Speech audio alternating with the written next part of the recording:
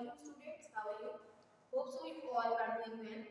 This is our biology class and in this class we are going to discuss the topic excretion. Not basically excretion, it's excretion in plant. But we have already discussed this topic in homeostasis because this is the third sub part of the homeostasis. Excretion में last time मैंने आपको बताया था कि ये क्या होता है। एक्सक्रीशन बेसिकली ये एक ऐसा प्रोसेस है जिसमें कोई भी ऑर्गेनिज्म कोई भी एनिमल जो है वो अपनी बॉडी में से नाइट्रोजनियस वेस्ट को रिमूव करवाता है। This is basically removal of nitrogenous waste या waste material from the body is called as excretion. अब ये जो एक्सक्रीशन है बेसिकली बेटा आज हमें ये देखना है कि ये लिविंग ऑर्गेनिजम्स के अंदर यानी प्लांट्स के अंदर कैसे एक्सक्रीशन होती है। सबसे पहले आपके माइंड में इसकी डेफिनेशन होनी चाहिए कि एक्सक्रीशन क्या है। This is the removal of waste material from the body. Okay, now come to the excretion in plant. पहले हम देखते हैं कि एक्सक्रीशन इन प्लांट है क्या। बेटा जो एक्सक्रीशन प्लांट के अंदर है ये एक बहुत इंपॉर्टेंट फिनोमिना है और तमाम लिविंग ऑर्गेनिजम्स जो इसको परफॉर्म कर रहे होते हैं। जैसे लास्ट टाइम मैंने आपको बताया था कि अगर कोई भी वेस्ट मटेरियल बॉडी के अंदर रह जाता है तो बॉडी जो है वो प्रॉपर्ली फंक्शन नहीं कर पाती, तो बॉडी से वेस्ट को रिमूव करना बहुत ज़्यादा ज़रूरी होता है। तो प्लांट के हवाले से हम बात कर रहे हैं कि प्लांट के लिए ईशर एक बहुत इंपॉर्टेंट फिनोमिना है और essential property for their life. तो अब हम देखते हैं कि प्लांट्स जो है वो अपनी बॉडी में से कौन कौन से जो वेस्ट को है वो रिमूव करवा रहे होते हैं। तो सबसे पहले हमें देखना है कि प्लांट आपको पता है डेली फोटोसिंथेसिस करवा रहा होता है। फोटोसिंथेसिस के नतीजे में जो प्लांट ने अपनी बॉडी में से वेस्ट मटेरियल निकालना है वो ऑक्सीजन, ठीक है जी। फोटोसिंथेसिस में प्लांट ने जो अपनी बॉडी में से मटेरियल को निकाला वो ऑक्सीजन हो गया। रेस्पिरेशन में प्लांट ने अपनी बॉडी में से जो वेस्ट मटेरियल को रिमूव करना है वो कार्बन डाइऑक्साइड है। फोटोसिंथेसिस ऑक्सीजन, रेस्पिरेशन में कार्बन डाइऑक्साइड।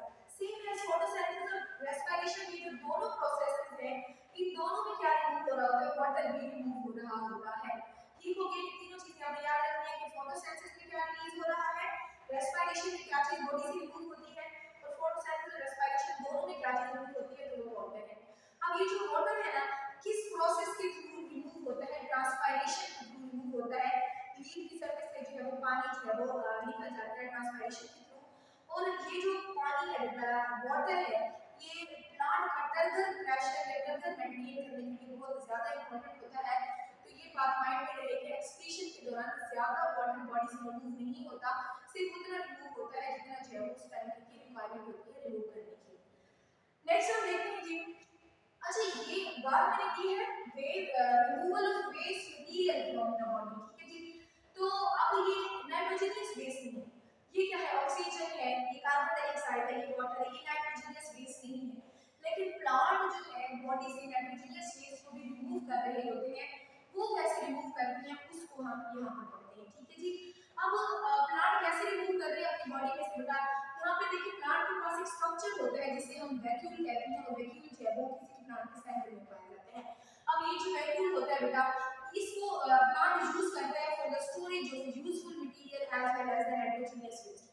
अब ये जो वैक्यूल है अपने पास जो नाइट्रोजनियस वेस्ट को थोड़ी देर के लिए स्टोर रखता है और बाद में जो है इसको रिमूव करवा देता है बॉडी से।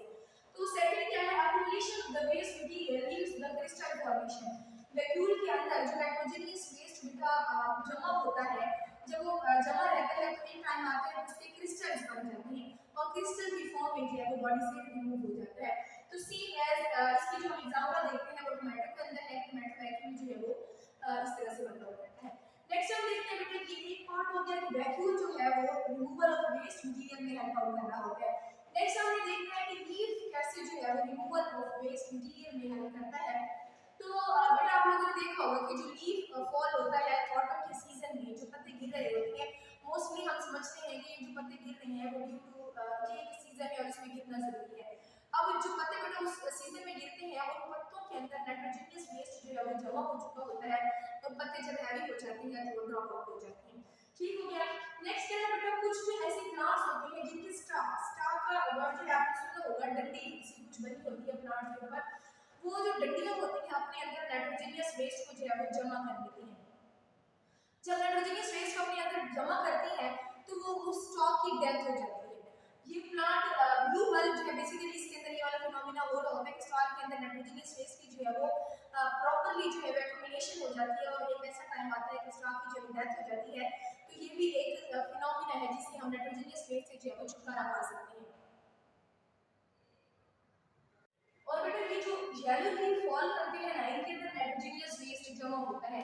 इसी वजह से लीव्स को एक्सक्रीटोफोर भी कहा जाता है कि ये वेस्ट की रिमूवल में हेल्प आउट करती है। ये एक इंपॉर्टेंट शॉर्ट क्वेश्चन है कि why leaves are called as excretophore. तो ये आपको पता होना चाहिए कि लीव्स जो है नाइट्रोजनियस वेस्ट को रिमूव करने में हेल्प आउट करते हैं। फिर जो बेटा ये रोटेट लीव्स होते हैं जिनके अंदर नाइट्रोजनियस वेस्ट जो है वो जमा होते हैं और जो फॉल होते हैं वो एज अ ऑर्गेनिक मैटर में यूज हो रहे होते हैं। प्लांट के लिए जो है वो सोर्स ऑफ मिनरल है, वो बड़ा एक इंपॉर्टेंट पार्ट प्ले कर रहे होते हैं हमारी गार्डनिंग में। ठीक हो गया। फिर ये जो लीव्स होते हैं वो शैलो होते क्यों हैं, ये रीजन पहले भी मैंने बता दिया है कि इसके अंदर क्या होता है जी, नाइट्रोजनियस वेस्ट जो है वो जमा हो जाता है और लीव्स का कलर जो है वो क्या हो जाता है, येलो हो जाता है। नेक्स्ट हम देखते हैं बेटा कि स्टेम कैसे रोल प्ले करता है नाइट्रोजनियस वेस्ट को रिमूव करवाने में। तो एक टर्म आती है इबोनी। अब ये इबोनी की डेफिनेशन बहुत बार पूछी जाती है कि ये क्या है। बेटा ये प्लांट का जो स्टेम होता है ना, उसके अंदर एक जाइलम बनता है।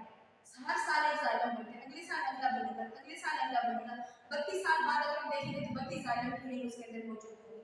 तो जब सबसे ओल्ड जाइलम होता है जो सबसे पहले बना था, उसके अंदर वेस्ट मटेरियल जो है वो जमा होना शुरू हो जाता है। और स्पेसिफिकली ओल्ड जाइलम के अंदर ये होता है, इसको हम इबोनी कहते हैं। ये जो है वो जो ओल्ड जाइलम होता है वो ट्रांसपोर्ट के लिए यूज नहीं होता, मतलब ना वो वाटर को ट्रांसपोर्ट करवा रहा होता है ना किसी फूड को ट्रांसपोर्ट करवा रहा होता है, वो सिर्फ नाइट्रोजनियस वेस्ट को जमा करने का काम कर रहा होता है। और दूसरा इस इबोनी का कलर क्या होगा, ये ओल्ड जाइलम का कलर क्या होगा, ब्लैक होगा। जाहिर है उसके अंदर क्या है जी, नाइट्रोजनियस वेस्ट है वो डिपॉजिट हो चुका है। और कुछ बेटा ऐसे प्लांट्स होते हैं जो अपनी लीव्स के अंदर अपनी सॉरी स्टेम के अंदर अपनी रूट्स के अंदर जो है वो नाइट्रोजनियस वेस्ट को जमा कर लेते हैं, उसे as a chemical weapon use करते हैं। जब कोई बाहर से ऑर्गेनिज्म आकर उसके ऊपर जो हमला करता है, कोई एनिमल हमला करता है, तो ये जो है वो अपनी इस केमिकल को रिलीज कर देते हैं और उसकी डेथ हो जाती है। आई होप आपको ये सारा कुछ समझ आया होगा। ये जो आपका टॉपिक है ये मोस्ट इंपॉर्टेंट टॉपिक है, इसको जो आपको बहुत अच्छे तरीके से प्रिपेयर करना है। That's enough for today. Thank you very much.